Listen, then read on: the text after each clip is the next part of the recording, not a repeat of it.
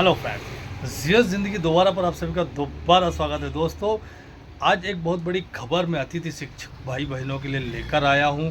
जी हां दोस्तों, अतिथि शिक्षक के एक पदाधिकारी ने पूरा विश्लेषण जारी किया है। जो अपना भोपाल आंदोलन हुआ था उसके बाद जो नेताओं से उनकी बातचीत हुई, जो चर्चा हुई है, क्या हुआ है क्या नहीं हुआ है और किस प्रकार की जानकारी, पूरी जानकारी आपको इस वीडियो में अंत तक पूरी जानकारी मिलेगी। बस इतना कहूँगा, वीडियो को स्किप मत कीजिएगा, शब्द टू शब्द वीडियो पूरा देखिएगा, ध्यान से सुनिएगा। आपके लिए बहुत ही अति महत्वपूर्ण जानकारी जो प्रेस विज्ञप्ति में अतिथि शिक्षक के एक पदाधिकारी ने जारी की है, ये वीडियो में लेकर आया हूँ। खबर वही जो हो सही। बने रहिए मेरे साथ जियो ज़िंदगी दोबारा के साथ। दोस्तों, जाने से पहले इतना और कहूँगा कि चैनल को सब्सक्राइब कीजिएगा, लाइक कीजिएगा और यह वीडियो अधिक से अधिक शेयर कीजिएगा ताकि ये जानकारी सभी भाई बहनों तक पहुँच सके। तो आइए चलते हैं पूरी खबर की तरफ। सभी साथियों को नमस्कार, गुड इवनिंग। मैं रविकांत गुप्ता सबका बहुत स्वागत करता हूं। जो भी लोग चैनल में नए आए हैं, चैनल सब्सक्राइब कर लें, वीडियो को शेयर कर दें और मन हो तो लाइक कर दिया करिए। देखो, ग्रुपों में लिखना और काम करना दोनों में अंतर होती है, ठीक है ना। वर्तमान में मैं भोपाल में निवासरत हूं। स्कूल मुझे मिली हुई थी, लेकिन मैंने अपने स्कूल छोड़ दी आप सबके सहयोग के लिए ही। और जितना प्रयास मैं कर सकता हूं उतना रोज दौड़ भाग करता हूं। डेली का डीपीआई जाना, लोगों की समस्याएं लेकर जाना, उनके समस्याओं को सॉल्व करवाना, मेरा यही प्रयास रहता है। जो पूर्व से कार्यरत साथी हैं वो किसी भी हालत में बाहर नहीं होंगे अगर उन्होंने पिछले वर्ष में कार्य किया है। 8 बिंदुओं पर जो सहमति बनी थी उनके लिए आप लोग परेशान हैं, तो आज इस संबंध में मैंने डीपीआई में चर्चा किया था। तो उनकी ओर से कहा गया कि आप पहले बल्लभ भवन जाइए, बल्लभ भवन से पता करिए कि जो हमने यहाँ से प्रस्ताव आपके दिए हैं क्या वो प्रस्ताव पारित हो गए, और उम्मीद है कि जल्दी वो प्रस्ताव पारित होंगे। 30% वाले तो बिल्कुल बात ही मत करना मुझसे, क्योंकि 30% वालों ने आज मुझसे बोला था कि हम भोपाल पहुंच रहे हैं, 500 लोग भोपाल आ रहे हैं, लेकिन आए थे कुल 7 लोग। मैंने मीडिया को भी खबर कर दी थी कि आज हमारे करीब 500-700 लोग भोपाल पहुंचने वाले हैं जिनको समस्याएं हैं, खासतौर पे जो 30% वाले हैं। लेकिन आए कितने? 5%, 5 लोग, 5 या 7 लोग थे। मतलब क्या समझते हो यार, आप लोग चाहते हो कि आप सबका काम भी हो जाए और हमें कुछ करना भी ना पड़े, घर बैठे हमें सब मिल जाए। उम्मीद बहुत बड़ी बड़ी है कि हमें ऐसा काम हो जाना चाहिए, लेकिन हमें कुछ ना करना पड़े। बस बात वही है। शॉर्ट टर्म वालों की हालत वही है। शॉर्ट टर्म वाले भी 25 तारीख की प्लानिंग कर रहे हैं। मुझे संख्या दिखा रहे हैं कि सर हम लोग 150-200 लोग आ रहे हैं, लेकिन 25 तारीख को आप लोग नहीं आएंगे। आप लोगों की 26 तारीख को एक साथ, चाहे वो 25% वाले हो, 30% वाले हों, शॉर्ट टर्म वाले हों, SS2 IT वाले हों, जिसका पद नहीं खुला है, जिन्होंने पिछले वर्ष में कार्य किया है, वर्तमान में उनकी ज्वाइनिंग नहीं हो पाई है, अब सभी लोग 26 तारीख को भोपाल आएंगी एक साथ, और अलग अलग टुकड़ों में आकर के कोई मतलब नहीं होने वाला। एक साथ सब लोग पहुंचो और उम्मीद है कि कुछ ना कुछ अच्छा होकर के आएगा। हम बात करते हैं मेन मुद्दे की। बहुत लोग इस मुद्दे को लेकर परेशान हैं कि हमारी मांग क्या होनी चाहिए, वर्तमान में हमें सरकार से किस प्रकार की मांग रखनी चाहिए। और आप लोगों के लिए एक और खुशखबरी कि शिक्षा मंत्री ने जो बयान दिया था उस पर मैंने कुछ पलटवार किया था, तो मुझे बीजेपी की ओर से बहुत सारे फोन आ रहे हैं अब कि आपने शिक्षा मंत्री के बारे में ऐसे वक्तव्य क्यों दिए। शिक्षा मंत्री आपको मेहमान नहीं अपने घर का समझते हैं और आप लोग उनके प्रति इस तरह के बयान दे रहे हो। सबसे ज्यादा आपके ही बयान आ रहे हैं। शिक्षा मंत्री कुछ भी उलझुल बयान दे रहे हैं। शिक्षा मंत्री हमें घर का नहीं समझ रहे हैं। शिक्षा मंत्री खुद को, हमने बोल दिया था कहीं पे कि शिक्षा मंत्री कांग्रेस से आए हुए हैं और बीजेपी में कब्जा करके बैठ गए हैं।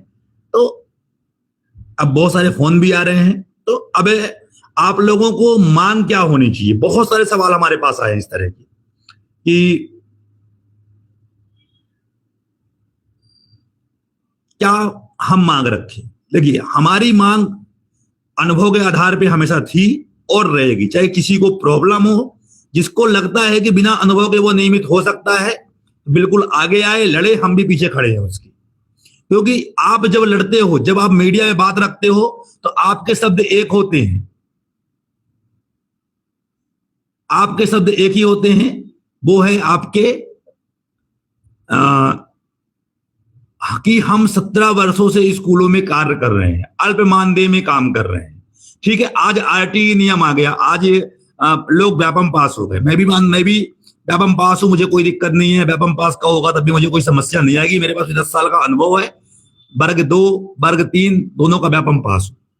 मेरे मैथ से 100 नंबर थे, भगवान की कृपा होती तो शायद कुछ नंबर और मिल गए होते, पढ़ाई कर ली होती तो शायद नियमित भी हो जाता, लेकिन लड़ना मुझे यहां था तो वो भी चूक गया। तो मांग की जहां बात है कि व्यापम पास कीजिए, तो हमने कभी इस चीज का विरोध नहीं किया। सरकार के सामने हम देखिए, हमारा कार्य है सरकार के सामने प्रस्ताव रखना, फिर सरकार उस प्रस्ताव में क्या पारित करती है वो सरकार का काम है। सरकार ने कहा, उस दिन भी माननीय शिक्षा मंत्री के सामने हमने यही बात रखी थी कि जो महापंचायत में आदेश जारी हुए थे वो आप पूरे कर दो। उन्होंने कहा यह संभव नहीं है, और क्या चाहते ये बताओ। तो हमने ये मांग रखी कि आप 12 माह का सेवा काल जिस प्रकार छत्तीसगढ़ सरकार ने किया है उस प्रकार आप कर दीजिए, या गुरुजी के भांति हमारी विभागीय पात्रता परीक्षा ले लीजिए। उन्होंने कहा यह भी अभी संभव नहीं है, ये कैबिनेट का मामला है, हम शिक्षा मंत्री जी से बात करेंगे और इसके बाद आपसे आपको आपके लिए क्या करना है ये बात रखिए। शिक्षा मंत्री ने उस दिन एक और बात बोली थी, हम लोगों की जो उन्होंने तुलना की थी वो पुलिस वालों से की थी कि जो आपके पुलिस वाले हैं उनको कम पेमेंट मिलती है, वो आपसे कम पेमेंट में काम करते हैं। तो शिक्षा मंत्री जी उस दिन मुझे बोलने का मौका नहीं मिला था। कम से कम उनका भविष्य सुरक्षित है, उनके पद सुरक्षित है, भले पेमेंट कम मिल रही है। और हम भी वही बात कर रहे हैं, भले पेमेंट आप मुझे 18 की जगह 15 कर दो, 14 जगह पे 10 दे दो, लेकिन हमारा भविष्य सुरक्षित कर दो, हमारा पद निश्चित कर दो, हमें कोई दिक्कत नहीं, आप पेमेंट मत बढ़ाओ, लेकिन कम से कम हमारा फिक्स तो रहे। अभी हमारे बहुत साथी बाहर हो गए, आपने कहा अनुबंध का आदेश आएगा, हमने वित्त विभाग को भेजा है, आप चाहोगे तो एक दिन में वित्त विभाग उस आदेश को जारी कर देगा। तो हमारी बात अनुभव की थी और अनुभव की रहेगी। अभी एक भाई साहब आज हमारे सीधी के रहने वाले ही हैं, नामदेव जी, उन्होंने एक पत्र जारी किया है कि सभी संगठन मिलकर काम करें। ये वही लोग हैं, ये वही लोग हैं, जब बातें हमारी अनुभव की बातें चल रही थी तो ये वही लोग हैं जो बात कर रहे थे कि ये आदेश लागू नहीं होना चाहिए, ये नियम लागू नहीं होना चाहिए, इनको अनुभव के अंक नहीं मिलने चाहिए।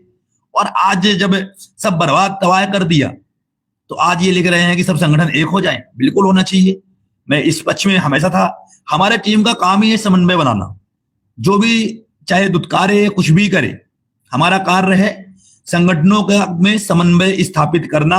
और हमने हमेशा सामने से संगठनों को आह्वान दिया है, आइए मिलके काम करते हैं। 10 तारीख को भी हमने सबको आह्वान किया था, 10 तारीख को भी हमने सब लोगों को बोला कि सब लोग आइए मिलके करते हैं और निश्चित तौर पे जीतेंगे। और जो आंदोलन उस दिन हुआ, अगर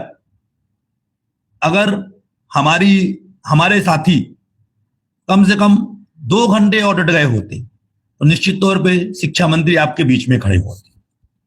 जो अधिशेष टीचर से बाहर हो रहे हैं, चॉइस फिलिंग की समस्या उनको आ रही थी, तो आपके लिए बता दूं, मुझे भूल गया था लिखने के लिए उसमें, तो आप लोग ध्यान दीजिए। जो लोग अधिशेष से बाहर हुए हैं, चॉइस फिलिंग नहीं कर पा रहे हैं, इस संबंध में मैंने आज आवेदन दिया था सर को, मेरे बैग में देखो आवेदन होगा पूरे। उन्होंने ये कहा है कि जैसे ही आपकी जगह पर नियमित शिक्षक ज्वाइन करेगा आप ऑटो रिलीव हो जाओगे, लेकिन आपका मानदेय भुगतान भी जरूर होगा।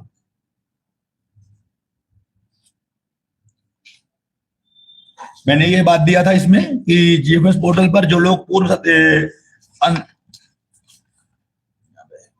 ये है 7/2024 में बाहर हुए थे, शिक्षकों को चॉइस फिलिंग करने हुए तो मौका देने बाबत इस संबंध में बात रखी थी डीपीआई में। उन्होंने स्पष्ट तौर पे बोला कि जैसे ही इनकी जगह पर नियमित शिक्षक ज्वाइन करेगा ये ऑटो रिलीव हो जाएंगे और इनका मानदेय भुगतान भी होगा, इन्हें समस्या नहीं आएगी। तो आप लोग बिल्कुल आराम से ज्वाइन करिए, कोई समस्या आपको नहीं होगी। जैसे ही आपके जगह पर नए व्यक्ति ज्वाइन करेगा, आपके जगह पर नियमित शिक्षक ज्वाइन करेगा, आपकी आईडी ऑटोमेटिक अनलॉक हो जाएगी और आप उसमें चॉइस फिलिंग कर पाओगी। मेरिट सूची 1 तारीख के बाद जारी होगी। चॉइस फिलिंग जिनने किया है उन लोगों को 1 तारीख तक इंतजार करना होगा। अब अक्टूबर के 1 तारीख के बाद ही जब जैसे ही अधिशेष का काम खत्म होता है, जो बाहर होंगे चॉइस फिलिंग कर लेंगे, इसके बाद आप लोगों के चॉइस फिलिंग करने का मौका दिया जाएगा। 30% वाले आज भोपाल आने वाले थे, हमने कहा आ जाओ भैया हम बात करेंगे आपके लिए। ये आदेश भी हमने आज लेके गए थे, और डीपीआई ने इतने बेईमान लोग बैठे हुए हैं इस आदेश को, दोनों आदेश हैं इसमें, ये 138 और ये भी 138। मैंने स्पष्ट तौर पे बोला सर आप देखो कि इसमें ओवर राइटिंग की गई है, लेकिन डीपीआई के अधिकारी इसी को सही मानने को तैयार है। और ये भी आदेश है, इसमें भी 138 है, ये भी कामना आचार्य मैडम ने जारी किया है, और ये पत्र भी कामना आचार्य मैडम ने ही जारी किया है। एक ही जगह से, एक ही जावक क्रमांक से 1 महीने बाद आदेश जारी कैसे हो सकता है? लेकिन डीपीआई में आपने एक बात तो जानते हैं आप लोग कि डीपीआई में बैठे अधिकारी इतने बेईमान हो चुके हैं कि अगर हमारा लाभ होना है तो तत्काल उसको वो बिल्कुल काम करने का प्रयास नहीं करेंगे कि हमारा लाभ हो, लेकिन हमारा नुकसान होना है तो वहां पे जरूर वो ऐसा कुछ करेंगे कि हमारा नुकसान हो जाए। साथियों देखिए, मैं जो कर सकता हूं, जो मैं अकेला व्यक्ति हूं, जितना मैं दौड़ भाग कर सकता हूं, लोगों के सबके फोन रिसीव करना, सबके मैसेज रीड करना, सबके अलग अलग पत्र बनाना और उसे डीपीआई तक पहुंचाना और उनके कार्य भी करवाना, जितना मैं अकेला कर सकता हूं मैं कर रहा हूं। लोग रो रहे हैं, कोई कह रहा दुकान चल रही है, भैया अच्छी बात है, आप लोग रहोगे दुकान हमारी चलती रहेगी। मैं कहा ना मैं बेशरम हो चुका हूं, बिल्कुल आप कितना भी गाली दो मुझे फर्क नहीं पड़ता, है ना। जो लोग परेशान है मुझे पता है वो आते हैं, और जो स्कूल में ज्वाइन कर लिए हैं या ज्वाइन नहीं कर पाए हैं वो रो रहे हैं, अरे ये तो पैसे खा रहे हैं। बिल्कुल खा रहे हैं, बिना पैसे काम होता है क्या? आओ मेरे साथ 2 दिन घूम दो, समझ में आ जाएगा। और आप लोग रहोगे दुकानदारी भी अच्छी चलती रहेगी। उनने ये बताया ना, जो 8 बिंदु हैं, संस्कृत वाले 30% वाले, अनुभव के अंक, रिक्त पत्र हो गए, और जो भी चीजें हैं कि बाहर नहीं करेंगे, ये सब के लिए आपको बल्लभ भवन कल पहुंचना है। बल्लभ भवन पहुंचने के बाद ही हम बता पाएंगे कि इन सब में क्या होने वाला है। कल हम बल्लभ भवन जाएंगे, जो लोग मिल सकते हैं दोपहर 3 बजे आप बल्लभ भवन मिल सकते हैं। और जिसको लगता है दुकानदारी चलती, भाई जरूर आप लोग पहुंचो। देखो 2 अक्टूबर का आंदोलन, उसमें मैं भी कोई कमेंट नहीं कर सकता, क्योंकि मेरा काम है देखो जो मैं वो कर रहा हूं। क्योंकि आंदोलन जब तक सभी संगठन के अधिकारी पदाधिकारी नहीं बैठेंगे, परिहार जी भी लिख रहे हैं, आजाद भी लिख रहा है, दोनों लिख रहे हैं, तो बिल्कुल प्रयास हमारा भी है। अगर आंदोलन होगा तो बिल्कुल सहयोग होगा, और जितना हम करते हैं उतना हम करेंगे। धन्यवाद सबको जुड़ने के लिए। कुछ टाइम से मैं आज कई सारे वीडियो डालने वाला हूं, अलग अलग समस्याओं को लेकर, अलग अलग चीजों को लेकर के। बस आप लोग वीडियो को शेयर करते रहें, चैनल को सब्सक्राइब करें। और 70,000 अतिथि शिक्षक हैं, अभी तक हमसे जुड़ कितने लोग पाए हैं? केवल मुश्किल से 23,000 लोग। तो मैं चाहता हूं कि ये संख्या आप लोगों की जिम्मेदारी है कि 70,000 जल्दी से जल्दी पहुंचवाइए, सभी लोगों तक पहुंचाइए, और उनसे बोला करिए कि चैनल को जरूर सब्सक्राइब करें। धन्यवाद, नमस्कार, गुड नाइट, बंद करो।